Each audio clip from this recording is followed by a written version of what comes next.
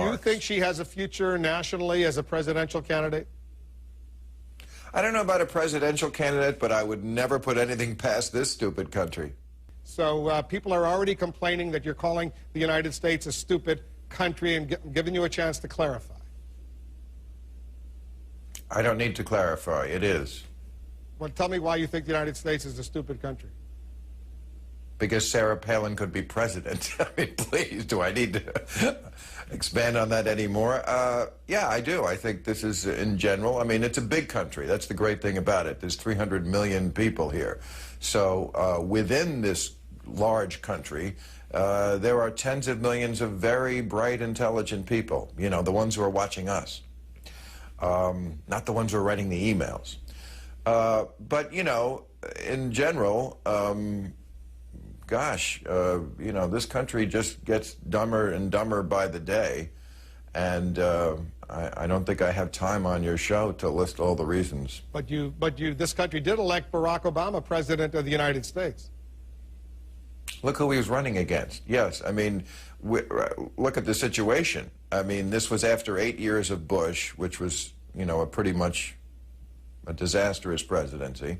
John McCain was not a very attractive candidate, and of course he picked Sarah Palin to run beside him. And, you know, given that choice, I think Americans, you know, came to the fore on that one.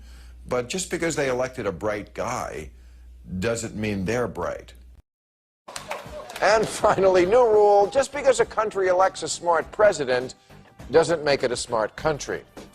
Now, a couple of weeks ago, I was asked on CNN if I thought Sarah Palin could get elected president, and I said, I hope not, but I wouldn't put anything past this stupid country. Well, the station was flooded with emails, and the twits hit the fan. And you could tell these people were really mad because they wrote entirely in capital letters. Worst of all, Bill O'Reilly refuted my contention that this is a stupid country by calling me a pinhead. Which, A, proves my point.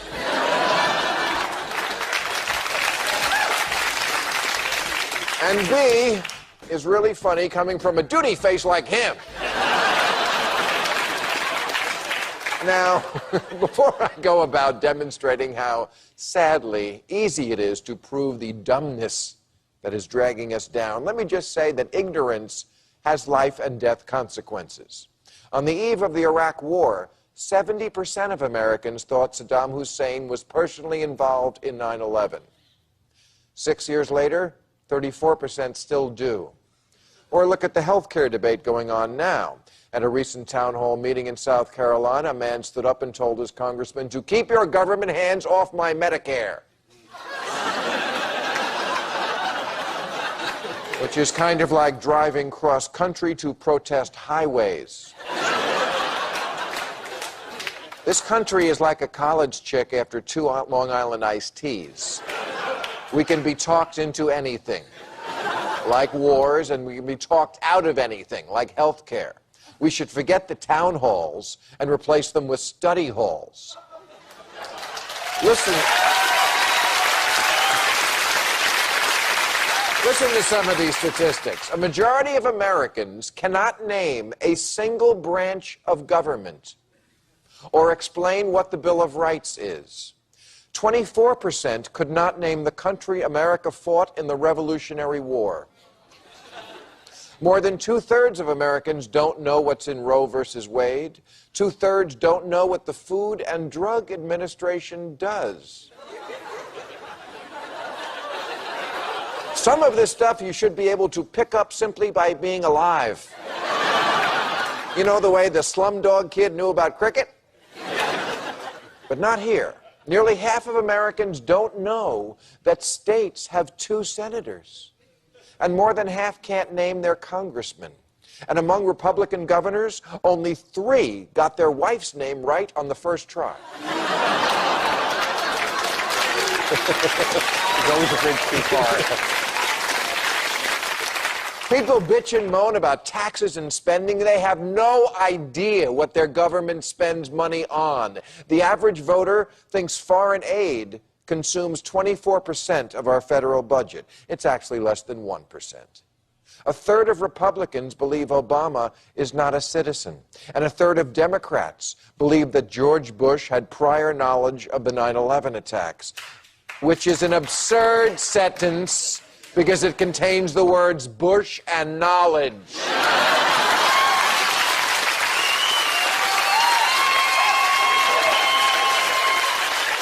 Sleep tight, batshit. Sarah Palin says she would never apologize for America, even though a Gallup poll says 18% of us think the sun revolves around the Earth. No, they're not stupid. They're interplanetary mavericks. And I haven't even brought up religion. But here's one fun fact I'll leave you with. Did you know only about half of Americans are aware that Judaism is an older religion than Christianity?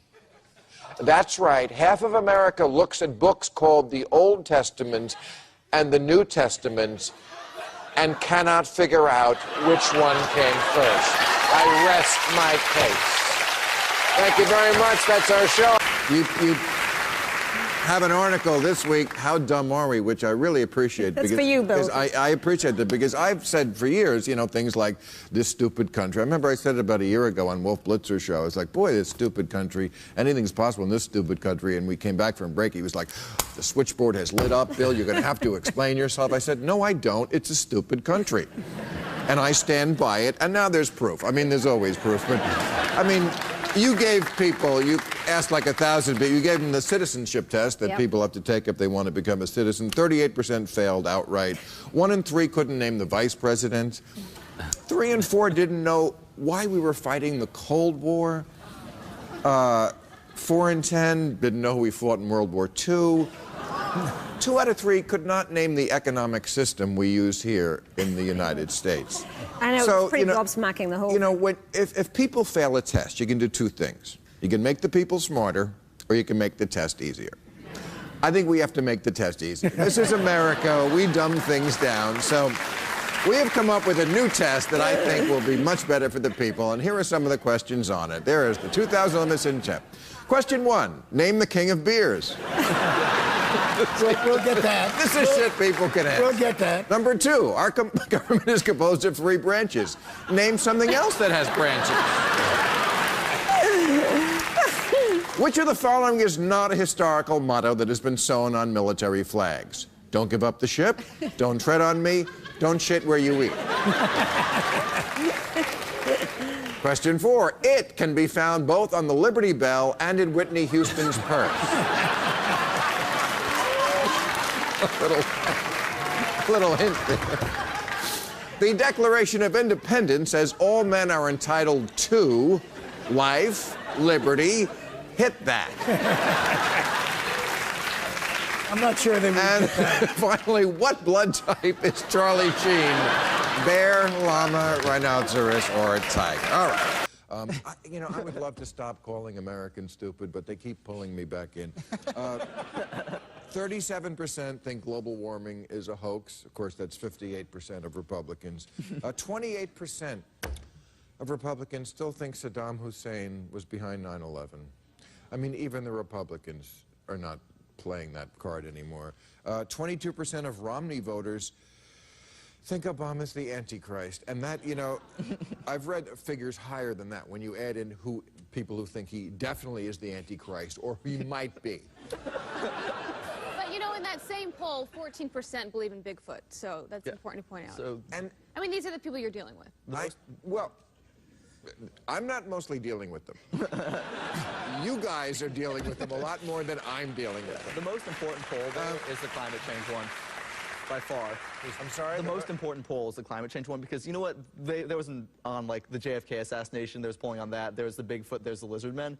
But, you know, that doesn't affect policy if you believe in lizard men controlling the government. You're not going to actually be involved in policy. But 37% of Americans who think that climate change is not real, that's scary. So let me go on with some of the other things in the poll. 27% think Jesus will return in their lifetime. That's right, conservative America's favorite hippie will be back.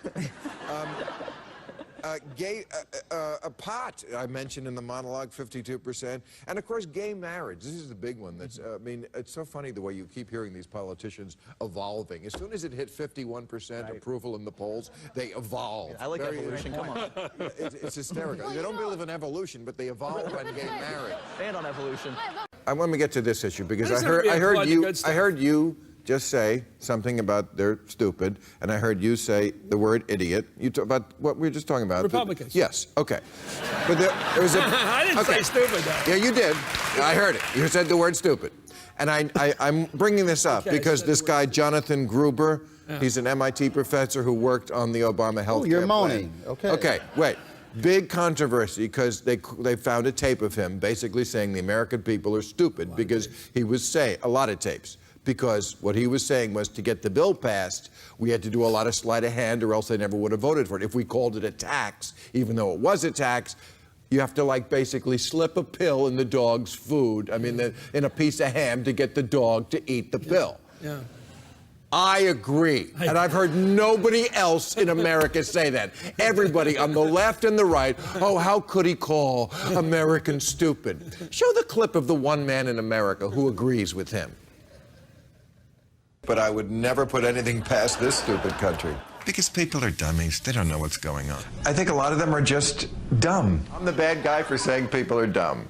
They're not bright enough to really understand the issues. People are already complaining that you're calling the United States a stupid country and giving you a chance to clarify. I don't need to clarify. It is. Jonathan Gruber, you have met your soulmates.